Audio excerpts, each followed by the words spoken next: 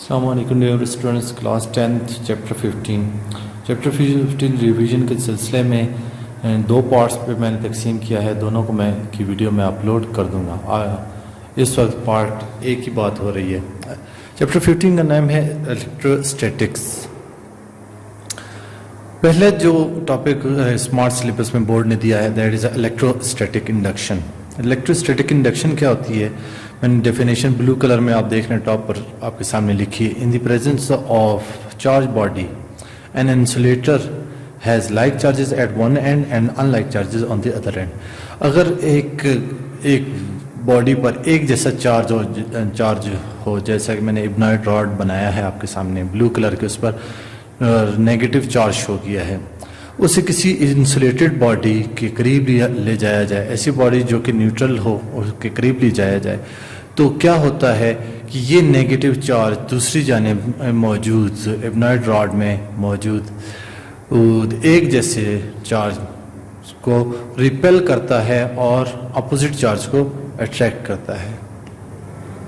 इस तरह से एक एंड के ऊपर जैसे आप देख रहे हैं मैंने रेड कलर में पॉजिटिव चार्ज शो किया है एक एंड पर एक किस्म के चार्ज और दूसरे एंड पर दूसरे किस्म के चार्ज इकट्ठे हो जाते हैं। पॉइंट नंबर 1 मैंने लिखा है, इससे हासिल क्या होता है हमें? इससे हासिल ये होता है कि चार्ज काफ़ी देर तक स्टैटिक साकिन हालत में ठहर जाता है। ये किस वजह से होता है? ये फ्री इलेक्ट्रॉन की पॉइंट नंबर 2, ये फ्री इलेक्ट्रॉन्स की वजह से होता है। एक जैसे चार्ज एक दूसरे को रिपेल करते हैं। ब्लू कलर में आप इब्नॉइड रॉड को देख रहे हैं, ब्लू ग्रीन नेगेटिव चार्ज है, negative charge repelled negative charges on the other end of insulator body. Negative charge negative को रिपेल करता है but negative charge opposite charge को अट्रैक्ट भी करता है। जब नेगेटिव चार्ज जो है that is called free electron. Free electron जब रिपेल हो गए और दूसरी जानिब चले गए तो पीछे रह जाने वाला जो चार्ज है वहाँ पर पॉजिटिव चार्ज जाहिर हो जाता है। इलेक्ट्रॉन की कमी हो जाने की वजह से, डेफिशिएंसी ऑफ इलेक्ट्रॉन की वजह से वहाँ पर पॉजिटिव चार्ज अपीयर होता है। पॉजिटिव चार्ज को P से और नेगेटिव चार्ज को Q से जाहिर किया जाता है। इस सारे अमल को हम इलेक्ट्रोस्टैटिक इंडक्शन कहते हैं। सेकंड जो मैंने आपके सामने लिखा है that is Coulomb's law. Sir Coulomb's जो थे वो फ्रेंच साइंटिस्ट थे, चार्ल्स कूलम उनका नाम था, और उन्होंने बहुत से एक्सपेरिमेंट परफॉर्म किए किसी भी दो चार्ज बॉडीज के दरमियान में फोर्स ऑफ अट्रैक्शन या फोर्स ऑफ रिपल्जन को शो करने के लिए। The force of attraction or repulsion between the two charges is directly proportional to the product of quantities of charges between them and inversely proportional to the square of distance between them। दो charge के दरमियान में force of attraction या repulsion का इन्हिसार quantity of charge पर होता है। कितनी ज़्यादा क्वांटिटी है उसका प्रोडक्ट लिया जाता है। और इन्वर्सली प्रोपोर्शनल क्या है, इसका उलट क्या होगा? अगर डिस्टेंस ज़्यादा होगा तो फोर्स ऑफ अट्रैक्शन या रिपल्जन कम होगी, और अगर डिस्टेंस कम होगा तो फोर्स ऑफ अट्रैक्शन और या रिपल्जन कम ज़्यादा हो जाएगी। इसमें F जो है वो कूलम फोर्स को जाहिर करता है, where as K is the constant of proportionality. यहाँ पर जो K है वो एक्चुअली डिपेंड करता है, उसकी वैल्यू डिपेंड करती है मीडियम के ऊपर, किस किस्म का मीडियम है, मीडियम के ऊपर डिपेंड करता है। क्योंकि हम कूलम्स लॉ पढ़ रहे हैं, कूलम्स लॉ में दो चार्जेस हैं, तो दो चार्जेस के दरमियान की हम जो मीडियम है उसे हम स्पेस कंसिडर करते हैं। स्पेस में K की वैल्यू है 9 × 10⁻⁹ न्यूटन मीटर स्क्वायर पर कूलम स्क्वायर। थर्ड टॉपिक जो मैंने शॉर्ट में लिखने की कोशिश की है that is electric line of forces. Electric line of forces क्या होती है? हम किसी भी चार्ज से जाहिर होने वाली उसकी कुव्वत को हम ड्रॉ कर सकते हैं, और जब हम इसे ड्रॉ करते हैं तो ये लाइंस हमारे सामने जाहिर होती हैं। इन्हें हम इलेक्ट्रिक लाइंस ऑफ फोर्सेस कहते हैं। ये एक्चुअली किसी भी चार्ज की इंटेंसिटी को जाहिर कर रही होती हैं। ये किस चीज़ पर डिपेंड करती है? जब भी कोई भी पॉजिटिव चार्ज होगा दैट इज ऑलवेज उससे इलेक्ट्रिक लाइंस ऑफ फोर्सेस की डायरेक्शन आउटवर्ड होगी, वो दूसरों पर असरअंदाज होगा, जबकि in case of negative charge always the direction of electric lines of force जो है वो टुवर्ड्स द नेगेटिव चार्ज होगी, वो हमेशा अट्रैक्ट करने का काम सर अंजाम देता है या असर लेने का काम सर अंजाम देता है। डियर स्टूडेंट्स, आपका होमवर्क है question number 15.6 and 15.7। Be prepared for exam, never lose your time, time is so precious. बहुत शुक्रिया। पार्ट 1 के साथ है, जो टॉपिक चूज़ किए हैं वो बोर्ड के एतबार से बहुत इम्पॉर्टेंट है और कई सालों में आ भी चुके हैं। डियर स्टूडेंट, पहले मैंने लिखा है capacitor. Capacitor is a device which is used to store the charge for the longer period of time. Capacitor ऐसी डिवाइस होती है जो कि चार्ज को बहुत देर तक महफूज रखने का काम सर अंजाम देती है। Q is directly proportional to V। Red colour में मैंने आपके सामने फार्मूला लिखा। Q is a quantity of charge, V is a potential difference, और जब हम इसको इक्वेशन में बदलेंगे that is Q is directly is equal to the CV। C is the capacitance of the capacitor. तो कैपेसिटेंस होती क्या है? कैपेसिटेंस एक्चुअली सलाहियत का नाम है, कोई भी कैपेसिटर कितना चार्ज स्टोर कर सकता है, इसे हम कैपेसिटेंस कहते हैं आम लफ्ज़ों में, आसान ज़ुबान में। Capacitance of a capacitor is equal to the amount of charge which rise the potential V of capacitor to 1 volt.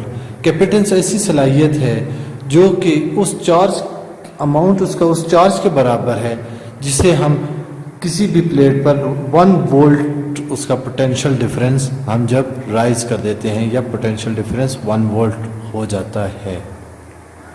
इसका यूनिट फेराड है। फेराड फिर खुद डिफाइन करना पड़ता है, व्हाट इज फेराड। फेराड भी बहुत इंपॉर्टेंट है बहुत के बार से। कैपेसिटी, कैसी कैपेसिटी?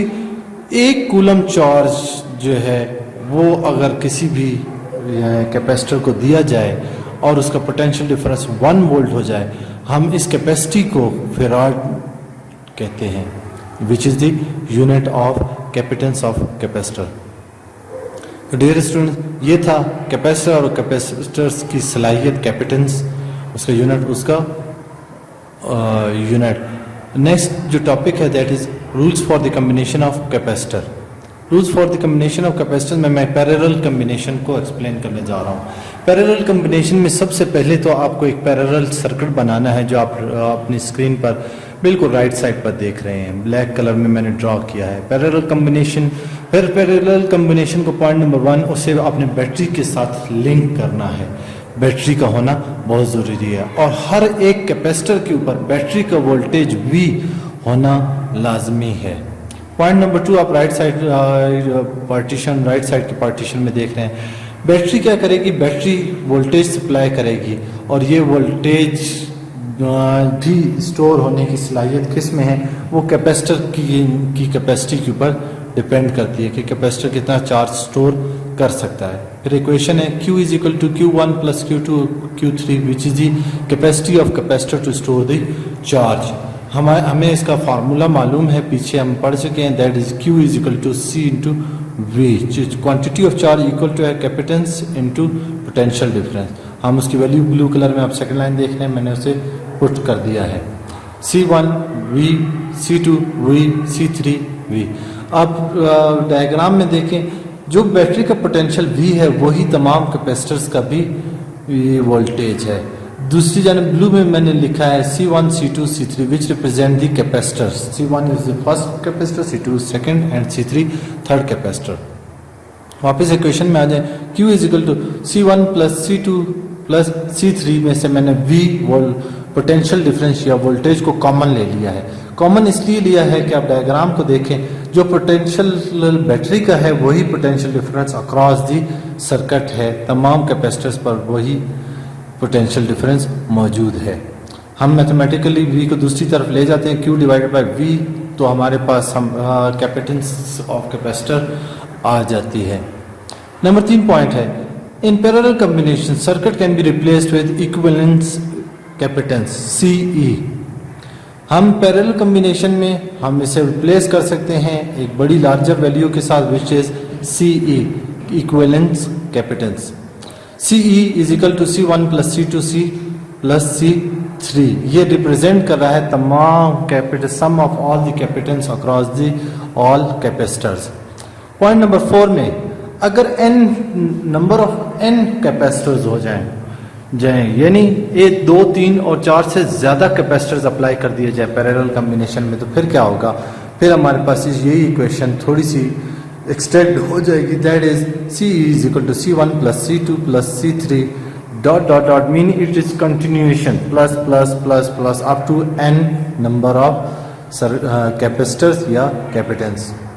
इसके सारा हम पैरेलल कॉम्बिनेशन अप्लाई क्यों करते हैं? ये हम करते हैं, नीचे मैंने ब्लैक कलर में लिखा है, capacitors are generally connected in parallel to increase the value of capacitance. ज़्यादा से ज़्यादा चार्ज स्टोर करने के लिए हम जनरली पैरेलल कॉम्बिनेशन को अप्लाई करते हैं। डियर स्टूडेंट्स, इसके साथ आपका है सीरीज कॉम्बिनेशन। सीरीज कॉम्बिनेशन आपको पेज नंबर 57 पर अवेलेबल है, इसे आप पढ़ें और बोर्ड के एतबार से इसकी तैयारी को बहुत बेहतर तरीके से परफॉर्म करने की कोशिश करें। बहुत शुक्रिया।